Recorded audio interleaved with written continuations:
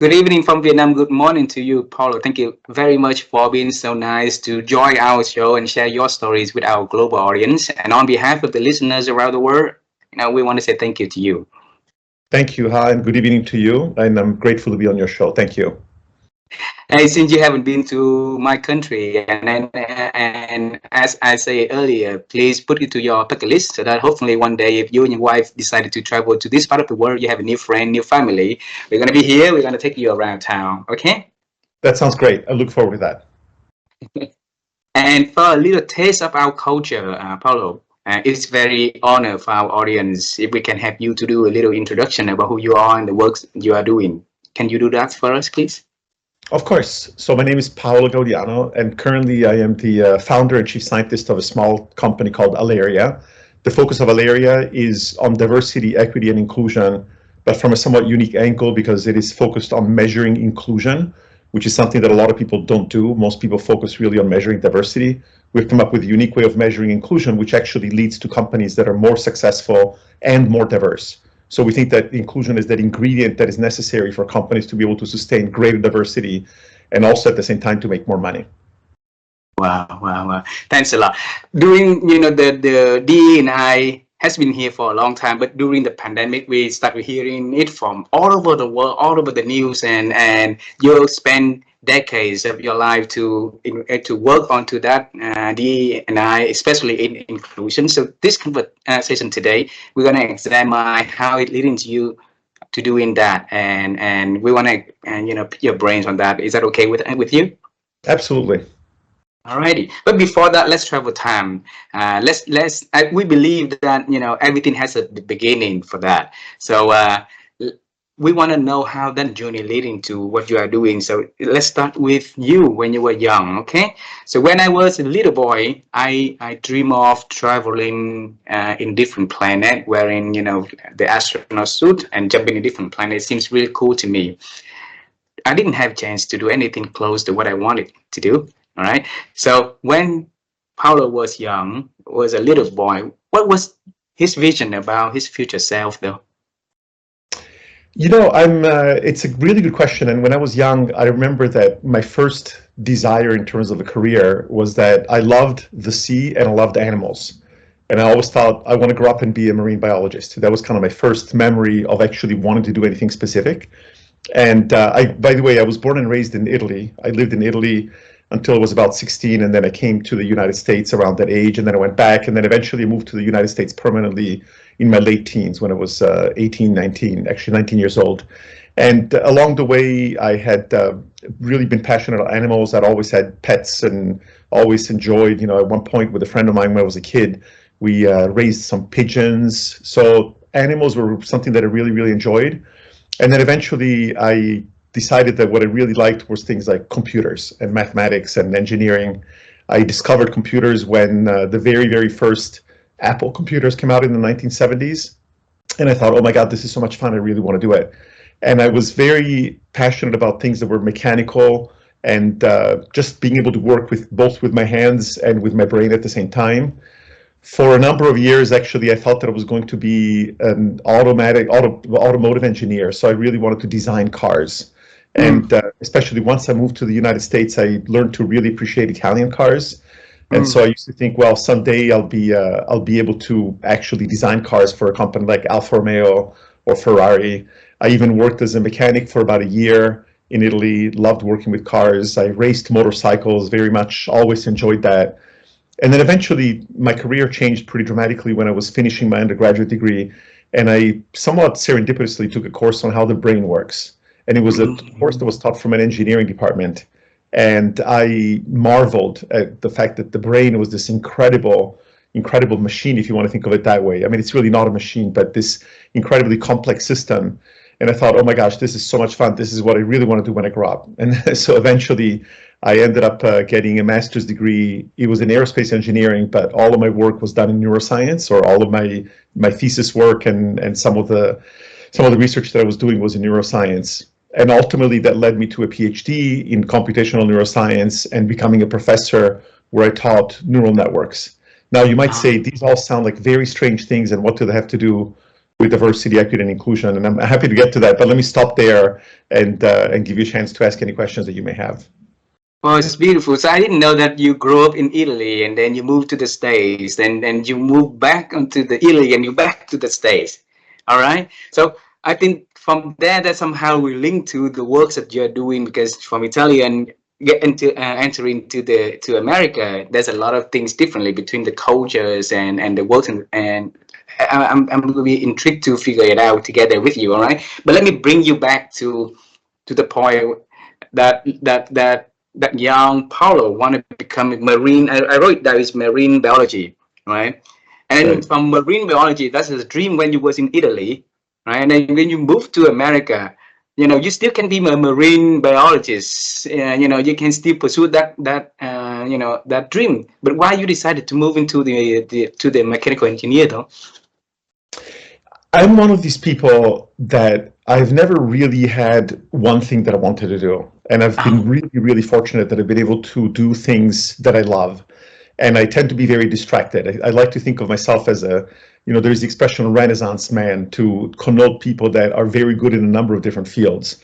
And if I say, if there's one thing that I'm really passionate about, that I've always been passionate about, is being able to do a lot of different things, being able to pursue different passions, being able to see something interesting and jump into it. And from that perspective, I've been really lucky because I was able to always find something that I was passionate about and pursue it. So it wasn't so much that I had a dream of something that I wanted to do. It was more that I wanted to be able to have the possibility to try a lot of different things in life without really getting bogged down into a single-minded career. That was something that to me always sounded very unattractive. The idea of, I'm going to start a job and I'm going to stay in the same job my entire life. So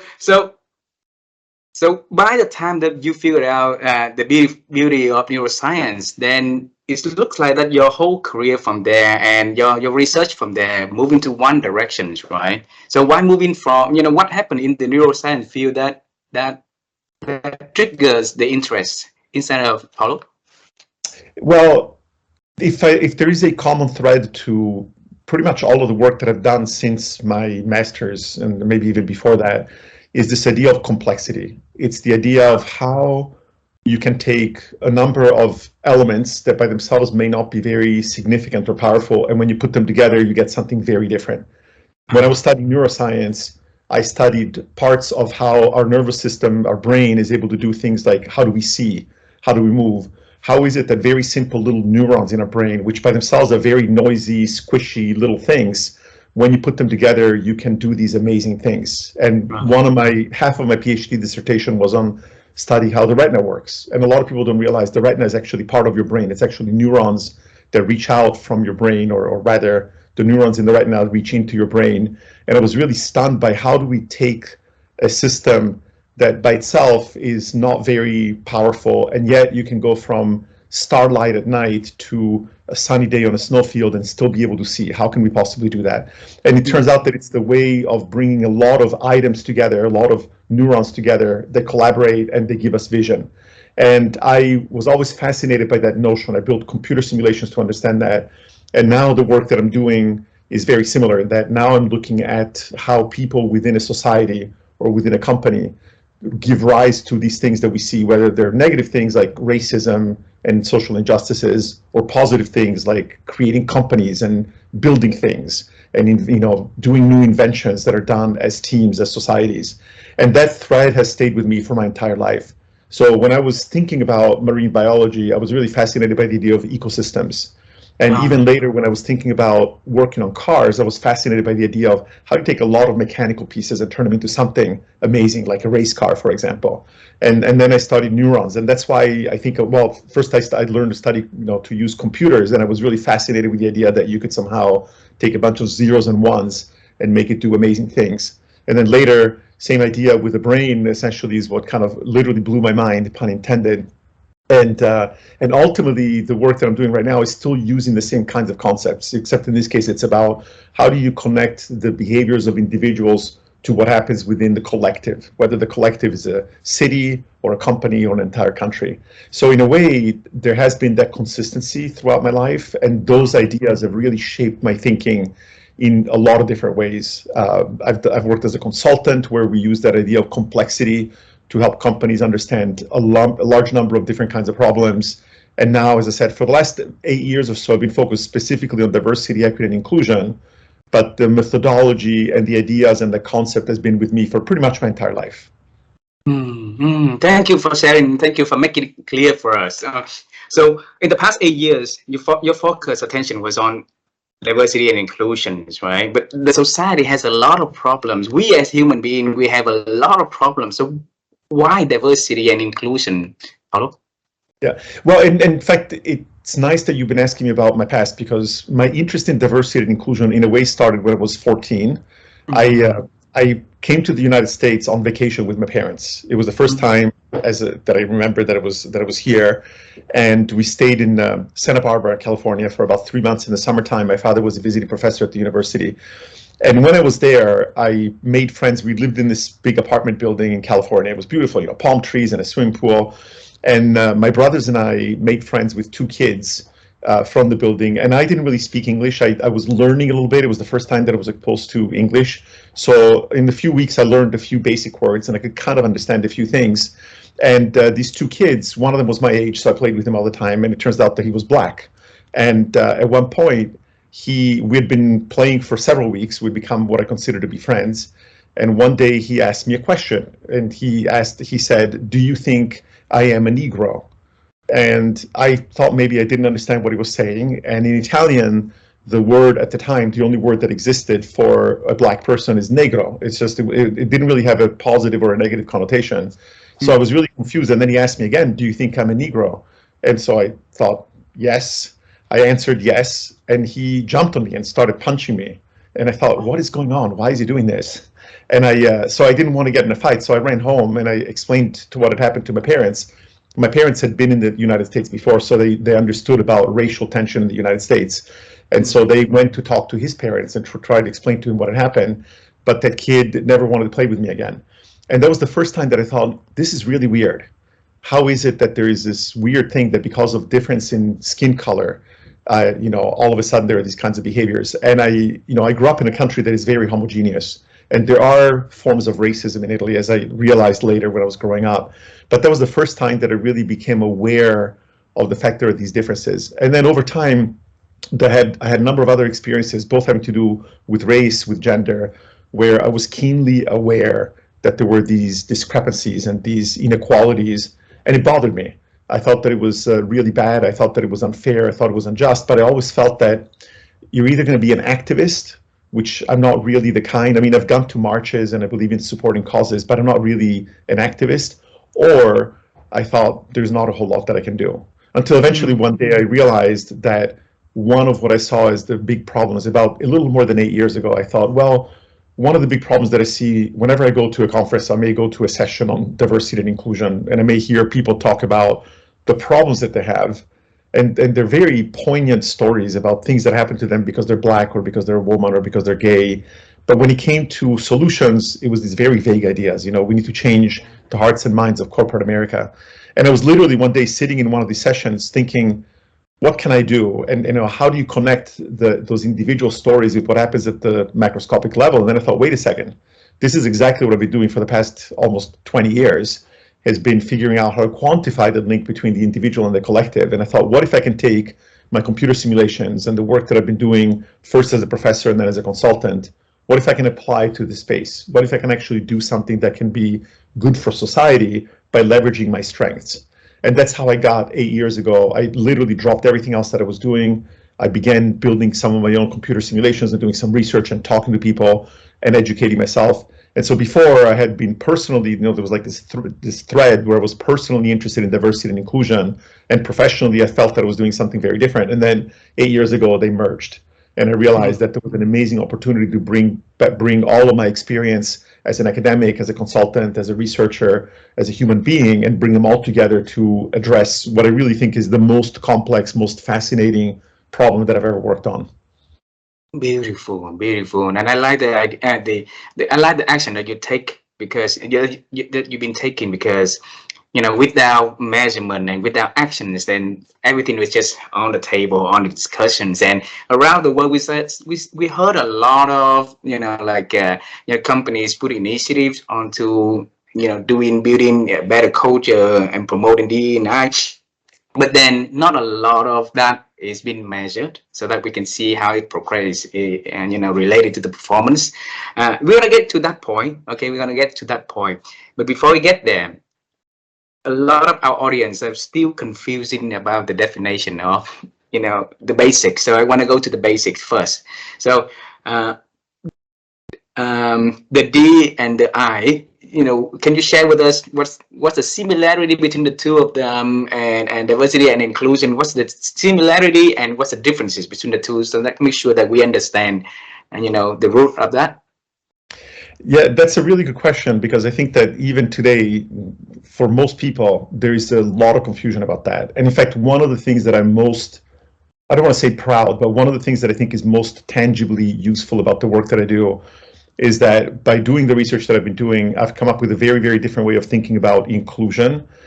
If you go and you do a search online, or you talk to people and you ask them about diversity and inclusion, diversity, most everybody agrees with. It's about the fact that you have a group of people in which somebody has different characteristics, whether they're ethnic, cultural, gender, whatever the case might be.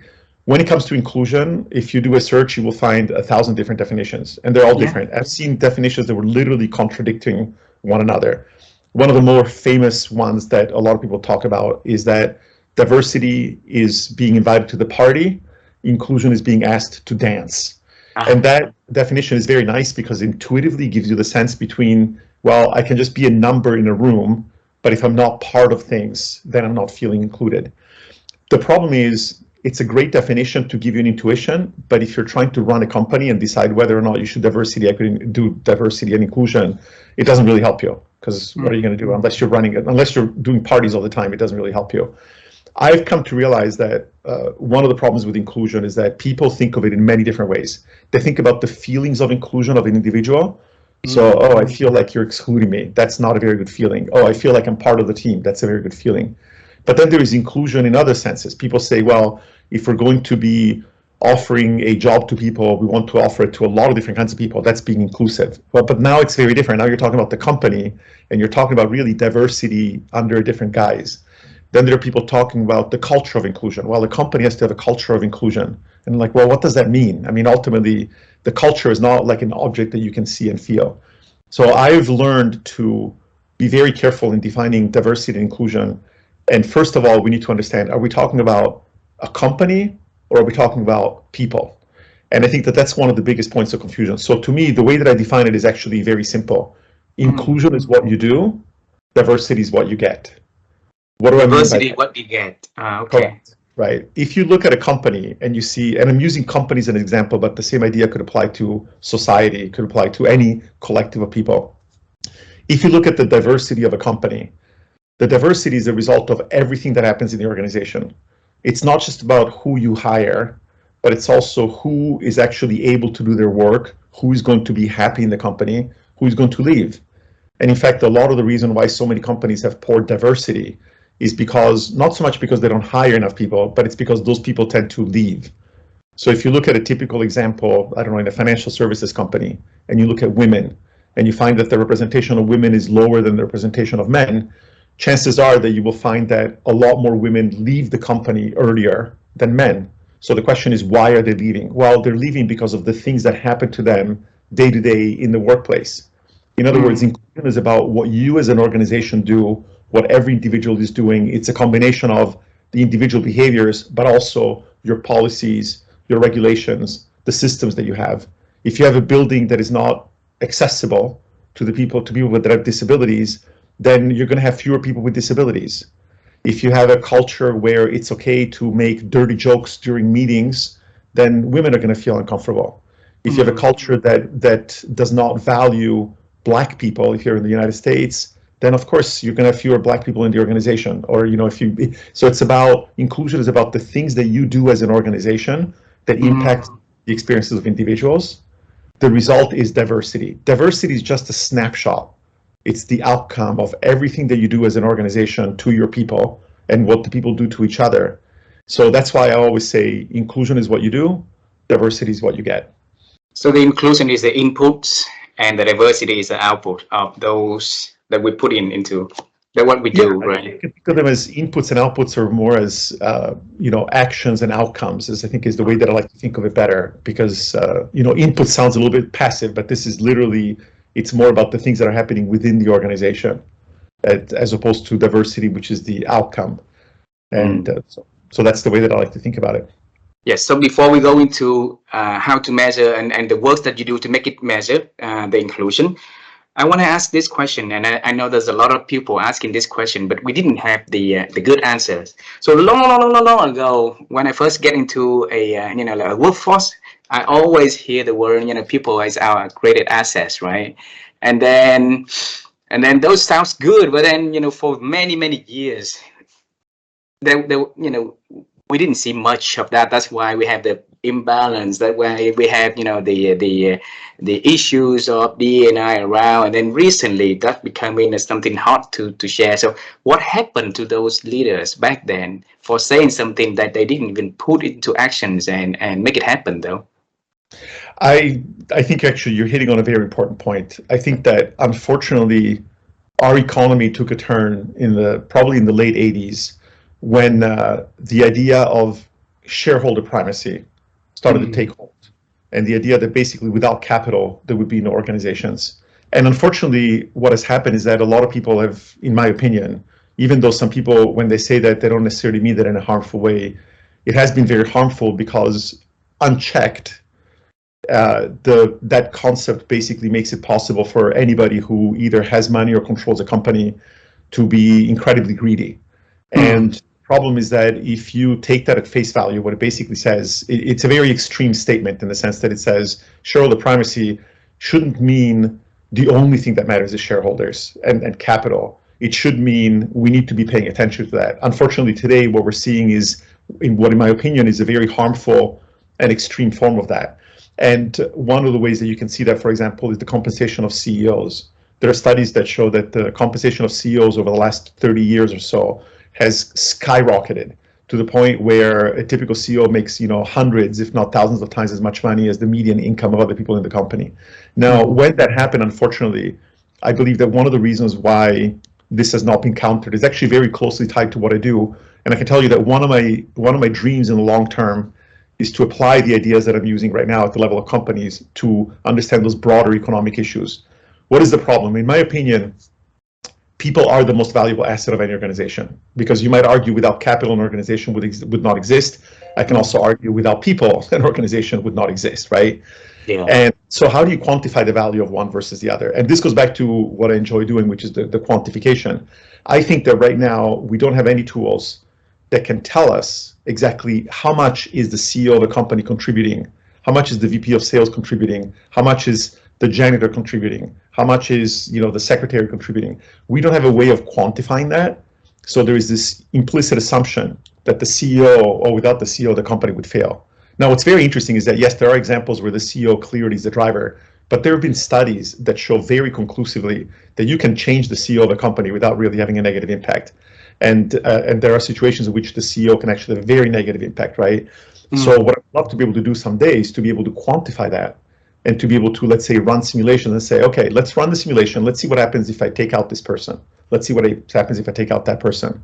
I wrote an article once when I was saying in my blog on Forbes. I said, look, imagine a company like Amazon during the pandemic.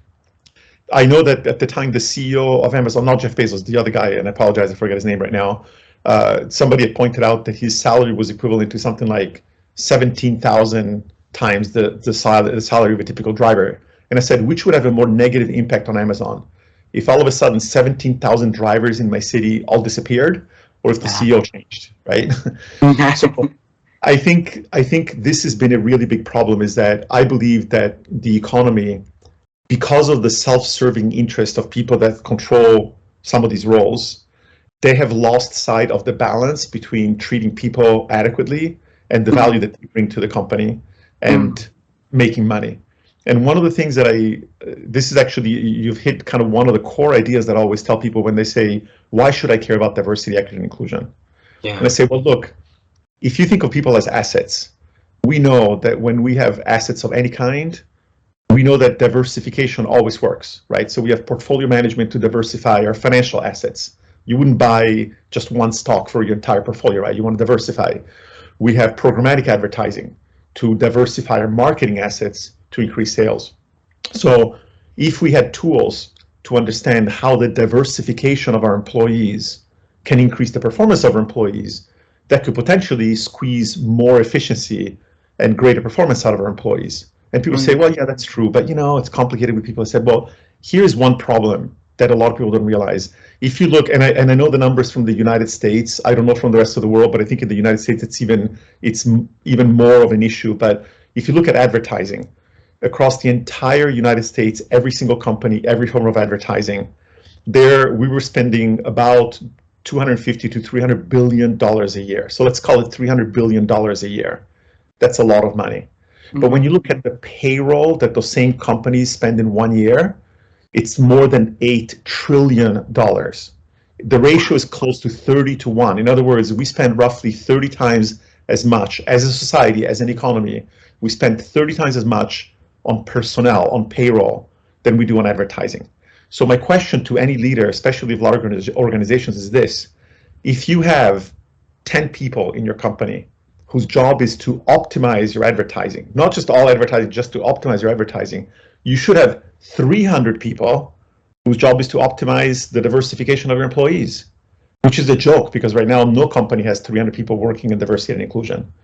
So when you think of it that way, and this is why when you ask that question about the value of things like that this is why the value of people.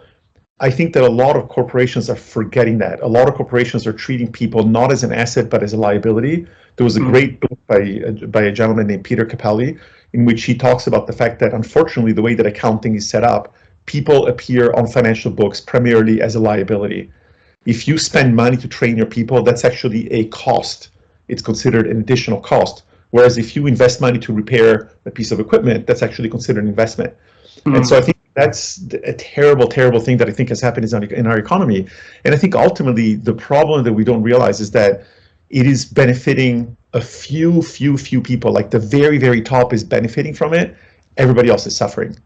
Everybody else is actually suffering. And the result is you get low engagement, high turnover, a lot of dissatisfaction, people that change jobs all the time.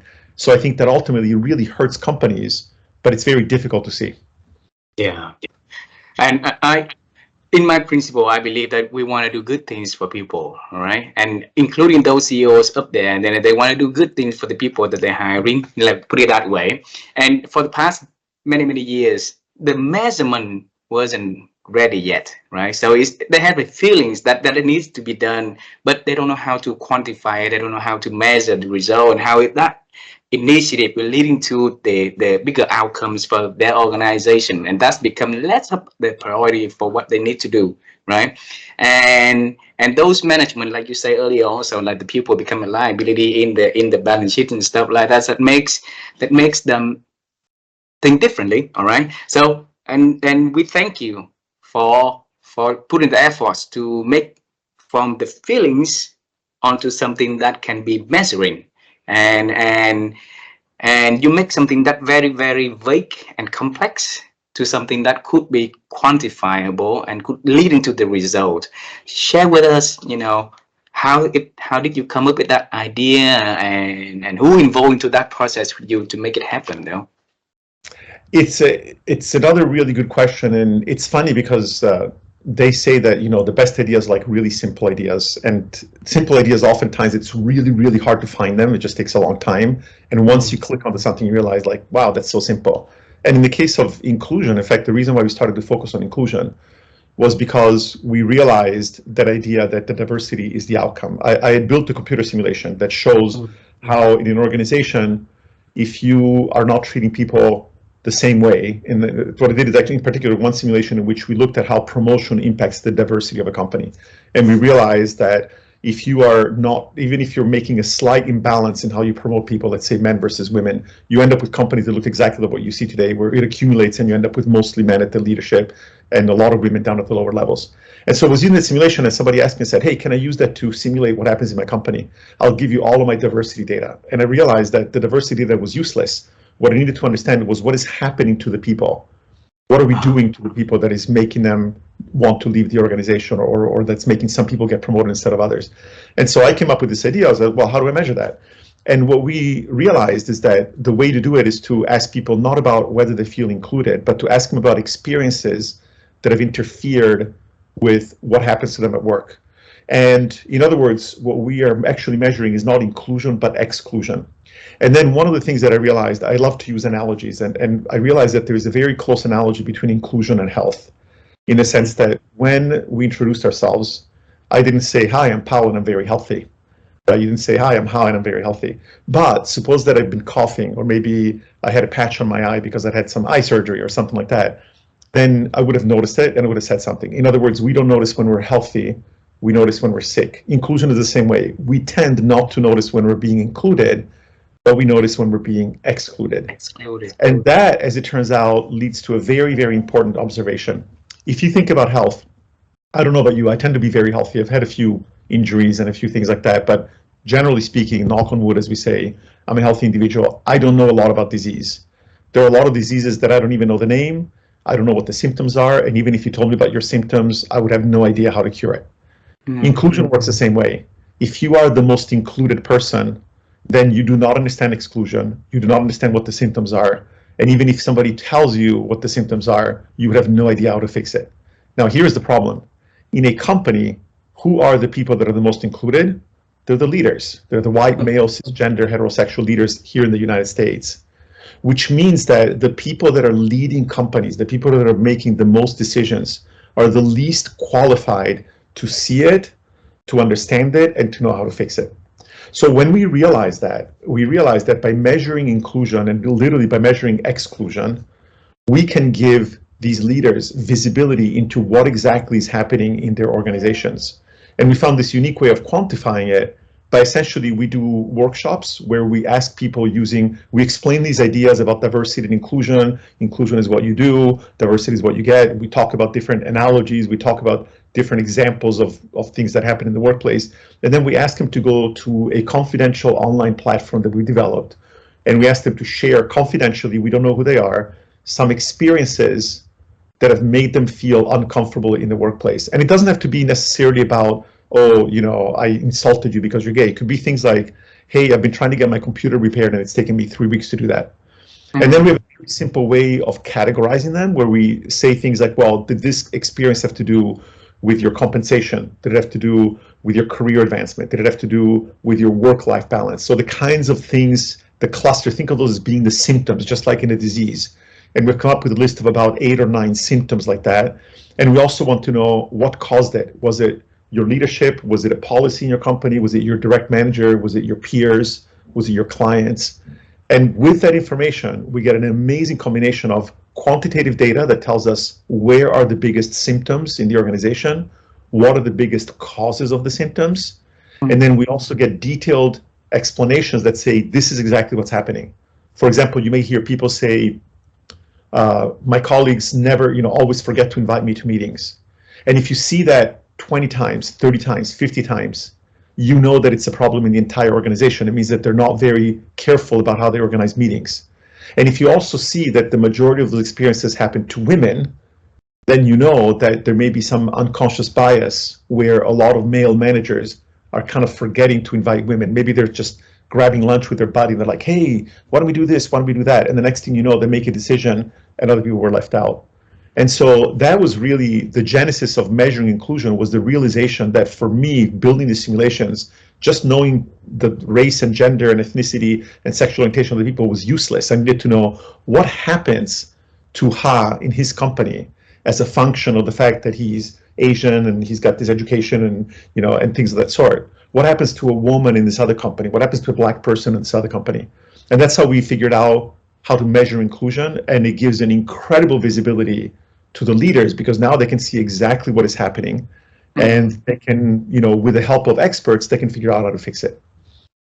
So, for many of our listeners are the business leaders, and they want to move the needle in the inclusions, because the diversity, like you're saying here, is what they get for their companies, right? And then if we move the needle for what we do as inclusions, is right, then the outcome and what they get at the diversity and the performance of the organization as a whole will be better. How do they get in touch with you, Paolo?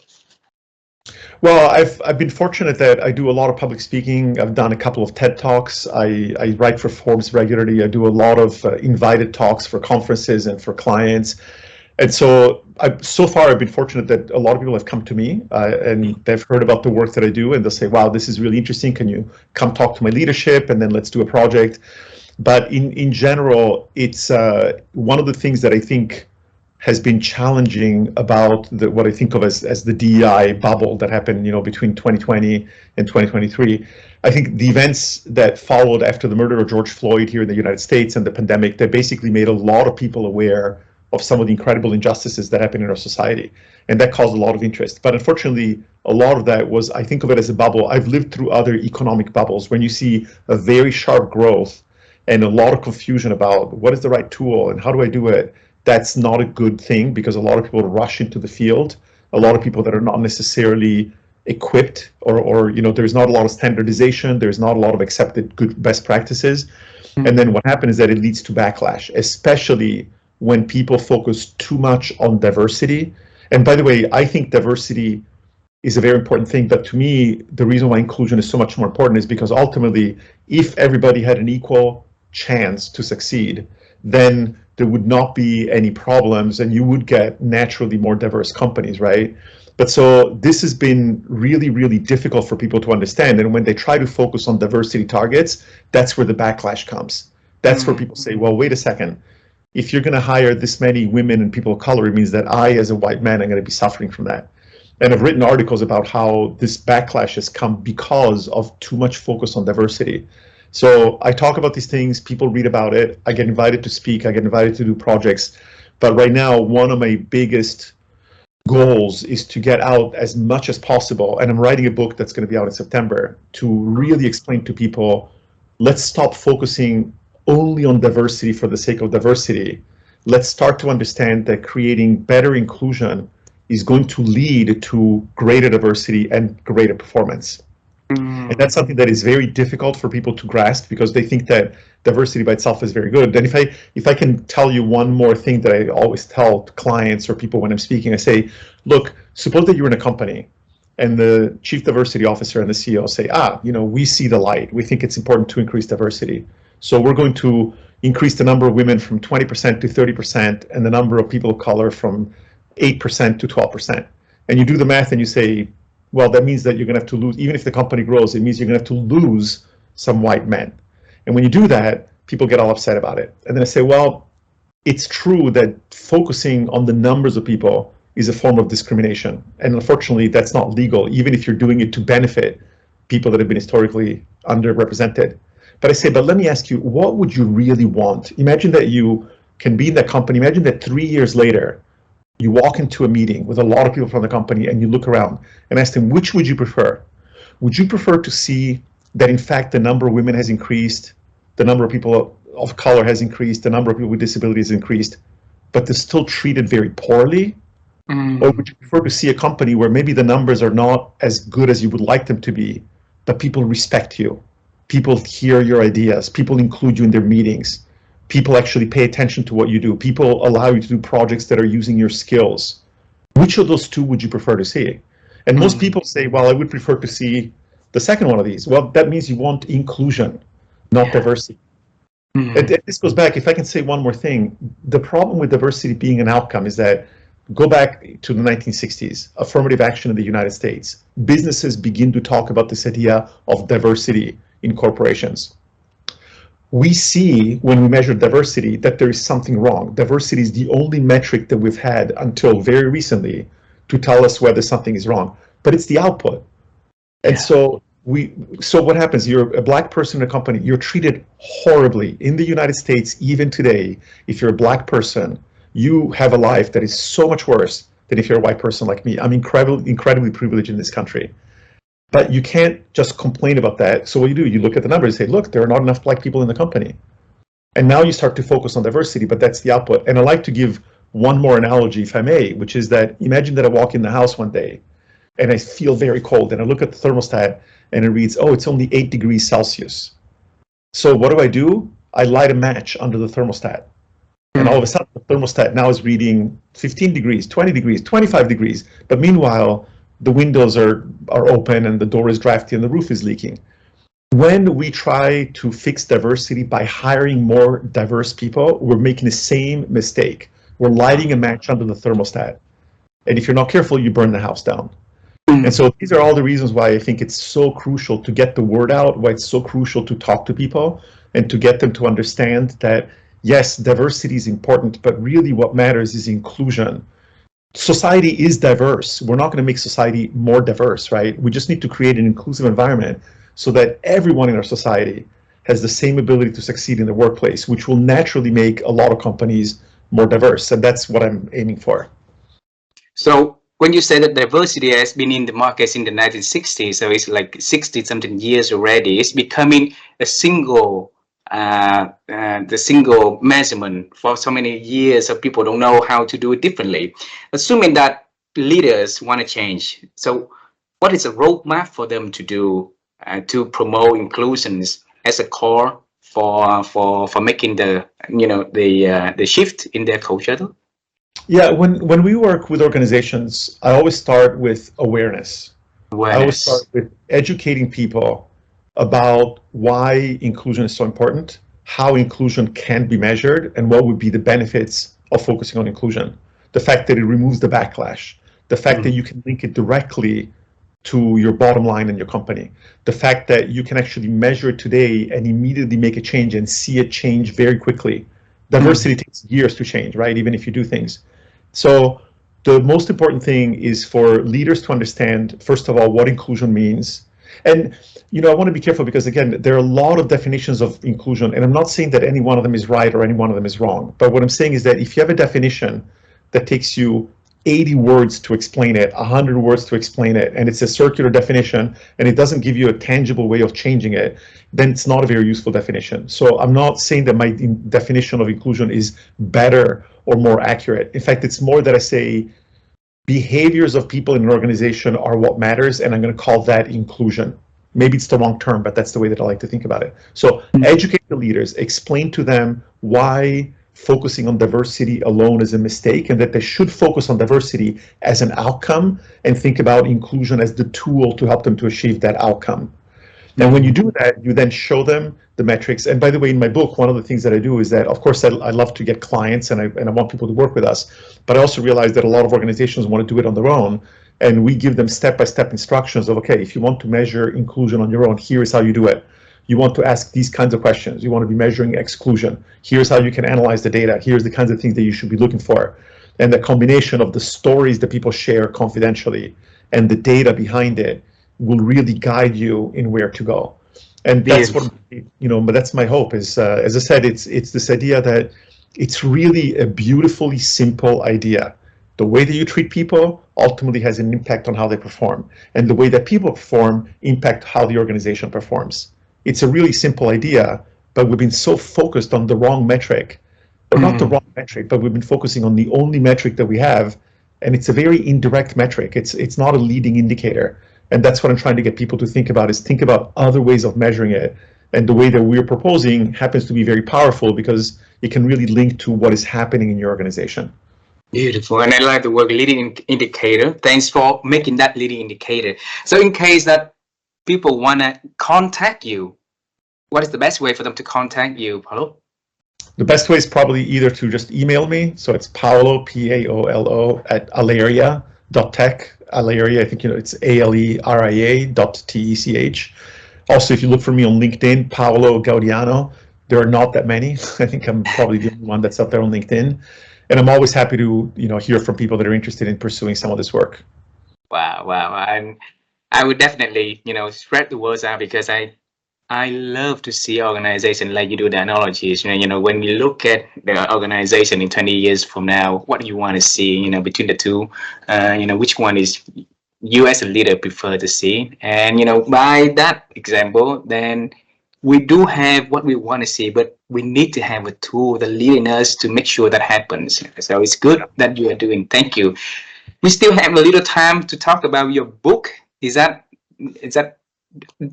talkable, shareable? So yes, the book right now, there is actually a page, if you go to Amazon and some of the other booksellers, it's available for pre-purchase, but it's called Measuring Inclusion, Higher Profits and Happier People Without Guesswork or Backlash.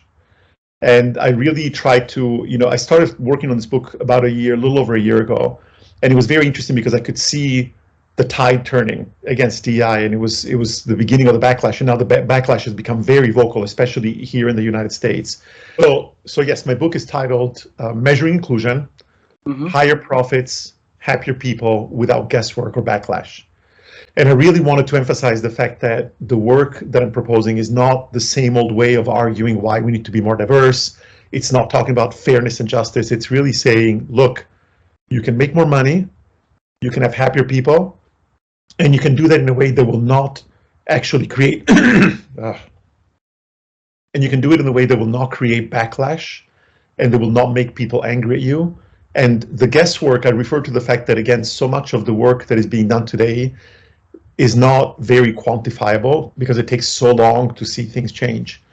And so if you go to Amazon or Barnes and Noble or any bookseller, you should find a page. If you do a search for Measuring Inclusion associated with my name, you should find information about the book. And basically what I try to do in the book is to take a very neutral stance, because I understand and I appreciate that there's a lot of right now animosity between people who have been traditionally underappreciated, underrepresented, and the people who are members of the majority, at least in this country, who feel that they're under attack. And in a way, I think both groups are right. And I think that the focus on diversity really creates this division. By definition, diversity is a relative thing. It's about differences.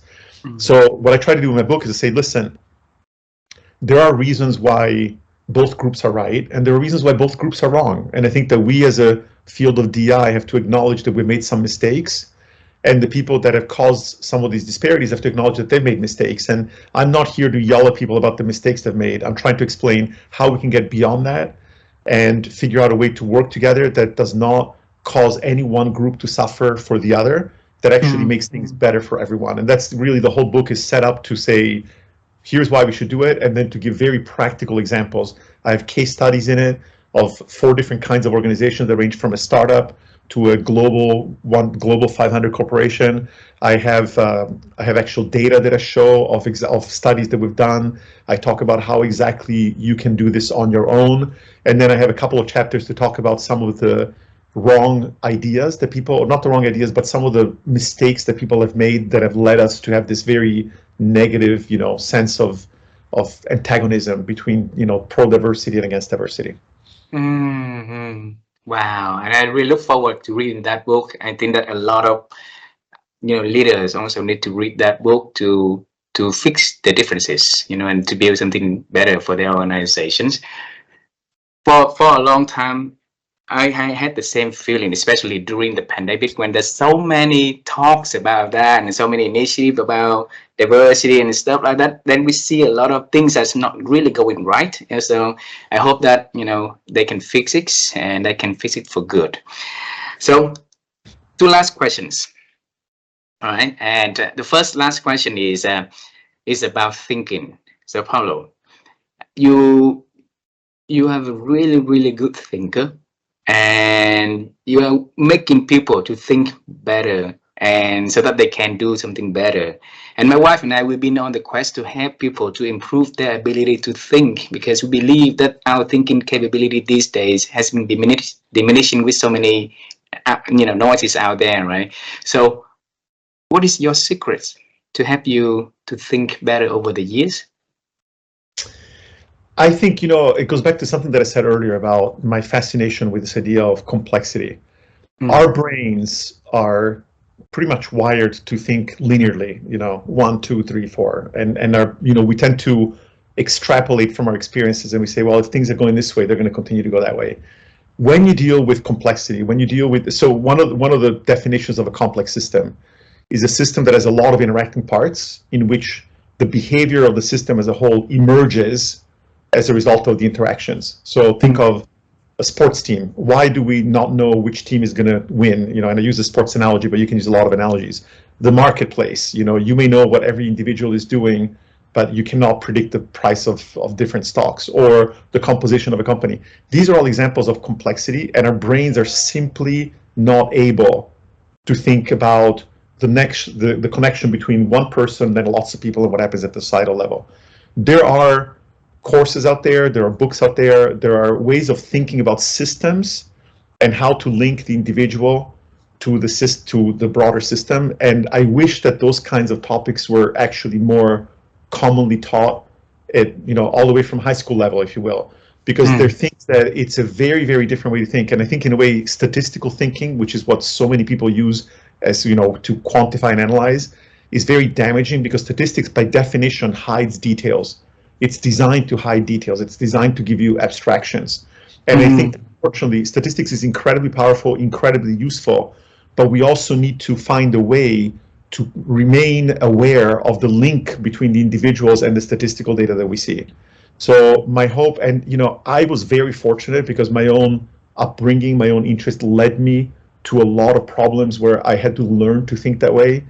It's not something that I think you can teach instantaneously, but I've actually taught a graduate course for many years. I used to teach at Boston University as a professor, but then when I started to do this professional work on complexity science, I've taught at Tufts University, at the City College of New York, at NYU, and I teach these courses on what I call managing complexity in business and society.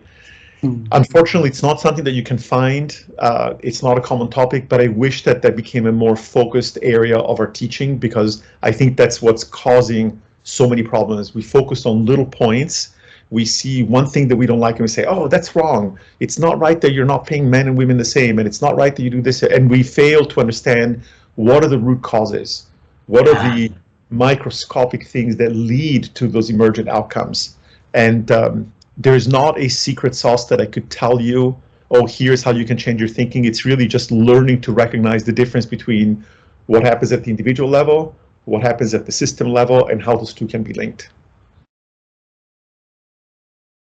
It doesn't sound simple to me. So give us some example, just one little tips that, you know, if tomorrow I wake up and I want to, you know, start to practice that kind of, you know, learning about, you know, what happened to people and what happened to the bigger picture. So what is the practice for me to start noticing this and changing in my behavior? Well, I do an activity in the classes that I teach where I use the labels structural and emergent. Okay. And let me give you an example. Like an example that we all are familiar with is traffic. How many times have you been stuck in traffic out there? Here's what's interesting about traffic. When you get in your car, you want to go from point A to point B and you want to get there quickly. Everybody else that is driving on the road wants to do exactly the same thing. So at the structural level, there are individual drivers that want to go somewhere and they drive in a certain way. At the emergent level, you get traffic jams, which are exactly the opposite of what everybody wants, right? So that's an example of learning to recognize the difference between something that is structural versus something that is emergent. Every time that you read an article about something, I invite people to think about, okay, what part of this article is talking about the structure and what part is talking about the emergence? So if you hear people say, you know, if you read an article that says the Fed is trying to increase interest rates to decrease inflation. So the structural part is the Fed, you know, the Federal Reserve in the United States is trying to decrease or to change a structural part of our economy, which is the interest rates of what you pay to borrow money. And what they're hoping is that the result, the emergent result, will be a decrease in inflation. Inflation is an enormously macroscopic measure that requires looking at many, many numbers over all of society. So what I invite people to do is whenever you're reading an article, whenever you're facing a problem, try to think about which pieces of things are structural, which are emergent. The reason why that's so important is that like inclusion is structural, diversity is emergent. You cannot change diversity. It's like lighting a match on the thermostat. The temperature in my house that I read in the thermostat is emergent. The open windows, the leaky roof, the drafty door are structural. You cannot change emergent phenomena. You can only change the structure of the system. You cannot change the churn rate of your employees. You can change how you treat your employees so that they're more likely to leave. You cannot change market share directly. You can change the price of your product. So I encourage people to really learn to recognize when they're talking about something that is the structure and when they're talking something about that is emergent. And if you want to make solutions that say, oh, we need to change our market share, you need to go one level deeper. You need to understand what that means and how you get there, because you can only change the structure. You can't buy market share, right? Yeah. Well, when are you going to write the book about that? And because so many of us are thinking about the now and the tomorrow without being able to see 10 years from now, the emerging, what happened going to be happening in the next 10 years. So you owe us a book on that one. So I actually, it's funny that you asked that. Several years ago, we're talking like 10 years ago, I actually started to write that book when I was teaching a course, and there were no textbooks that taught these things.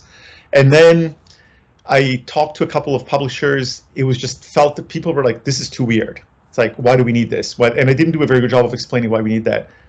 The work that I'm doing in diversity and inclusion came from 20 years of focusing on those ideas and realizing that I could apply them to diversity, equity, and inclusion.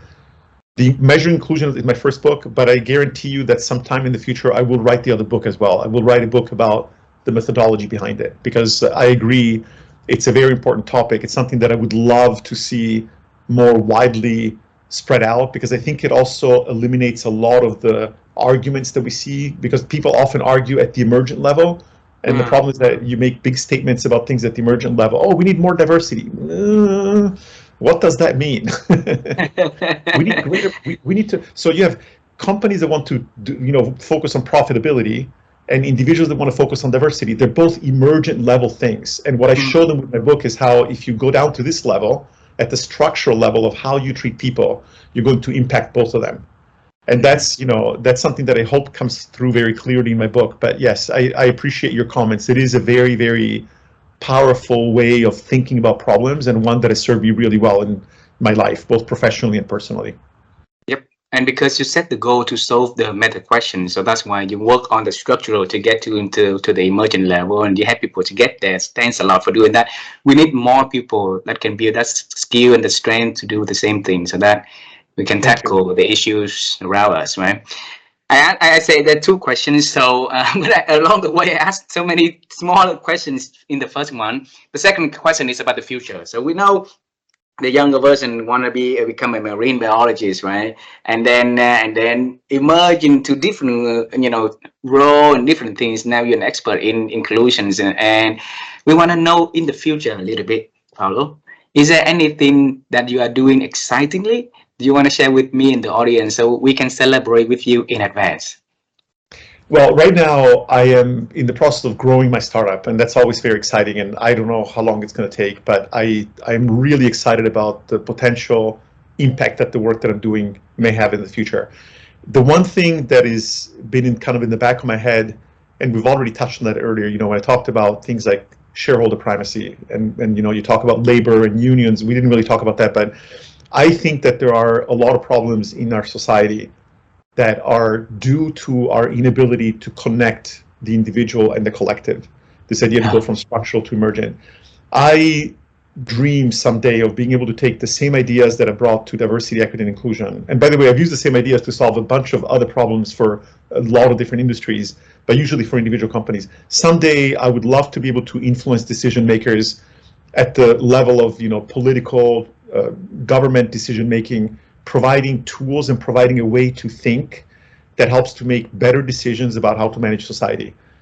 People talk about conscious capitalism and the problems of different kinds of greed and this and that and the other, but a lot of that is based on your reactions to what you see happening at the emergent level, and it's very difficult to think at the microscopic level. And I would love to be able to use my work. And I also have a nonprofit. Right now it's not very active. I'm only working on one project, but I have a nonprofit whose goal ultimately is to apply the same idea of complexity science to and diversity and inclusion, but really at the level of societies.